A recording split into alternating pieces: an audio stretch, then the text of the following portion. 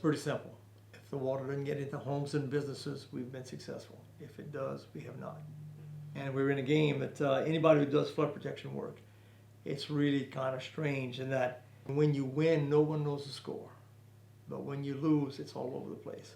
You know, when we have a threat of a storm, or we have good experience, or just a bad experience from a storm, people tend to act quicker and better.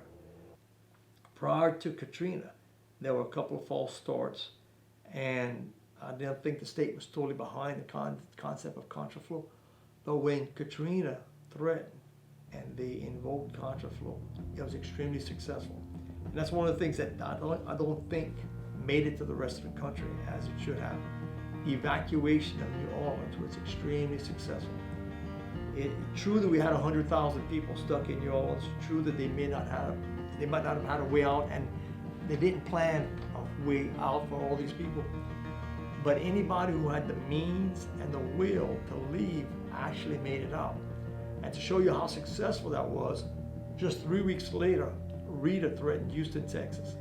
Houston tried to evacuate. They did not make it out. The storm didn't hit Houston.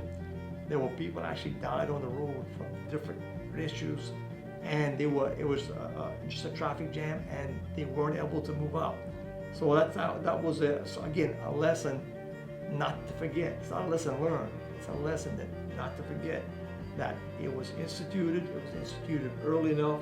People took it seriously, and everybody who had the will and the means was able to get out of Jones.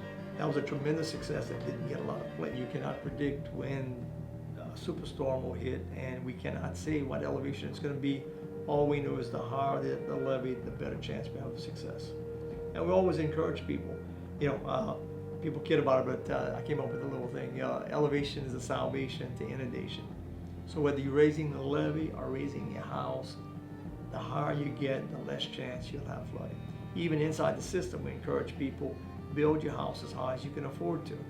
You know, when you get floodwaters in your property, it's an inconvenience. But when it gets in your house, it's a disaster. So, you know, we keep stressing, build as high as you can build. We're building the levees as high as we can build them. Build your house as high as you can afford to build it, and you're going to reduce the chance of flooding. It's really pretty simple.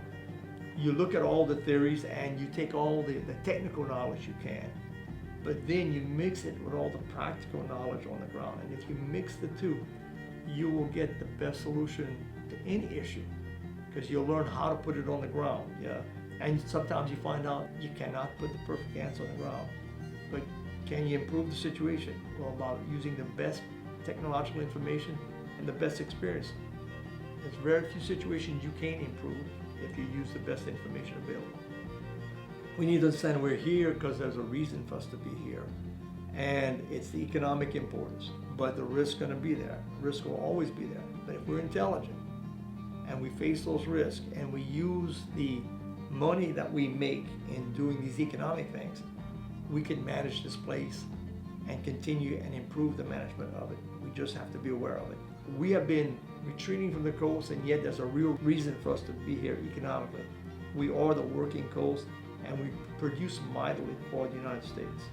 The more that we're successful in managing the river and managing the money that's coming, the less communities will have to move out, and the better we can utilize this estuary and this delta.